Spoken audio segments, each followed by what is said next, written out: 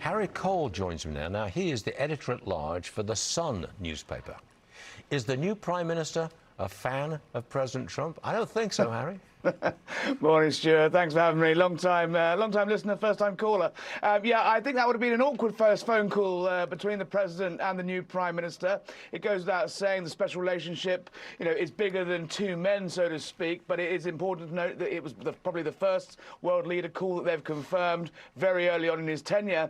But I imagine there would have been a bit of clearing of the air, because it wasn't that long ago, just 2021, that Andy Burnham, when he was mayor of Greater Manchester, said that any UK politician who engaged with Donald Trump should be ashamed of themselves. Also, back in 2017, when Donald Trump was visiting, he urged the Prime Minister then to cancel a state visit, saying lots of Britons would be uncomfortable with Donald Trump even being in Britain. So, not off to the greatest start. And obviously, in that in tray, they also have big discussions about the Middle East. Will the UK continue to allow joint air bases, joint US and UK air bases, such as Diego Garcia and some of them on the British mainland, to be used for the Trump administration to continue their strikes on Iran? So plenty to discuss there. And as your colleague mentioned there before, he's very hot on windmills, on oil and British energy policy. So I imagine he probably got the hairdryer treatment.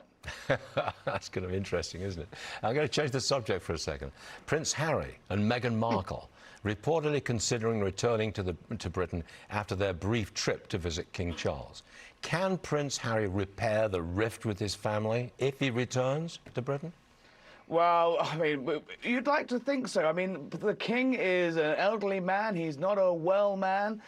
This division has caused, deep upset in the royal family, and almost overshadowed the late Queen's last years. There was some attempt at breaking bread, shall we say, recently. The family met for the first time in a long while. It was the first time that the king had even properly engaged with some of his grandchildren.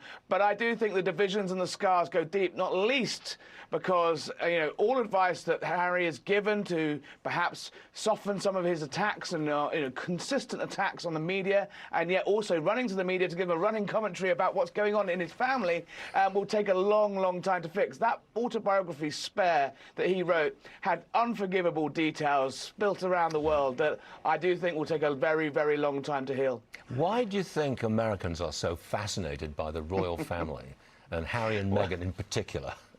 Well, it's kind of better, it's almost, I wouldn't say this in the year of America's 250th birthday, it's almost a smidgen of regret about what they once might have been able to have. But it's the same with the French. Those that get rid of their royal families, always the most obsessed with the grass is always a little greener on the other side. But yes, it is. At the same time, there's a continuity to it. Celebrities come and go, but royals, there's a lasting durability to them. You got it. Harry Cole, great stuff. Thanks for joining us, and we'll see you again soon. Thank you. I do hope. Thank you very much.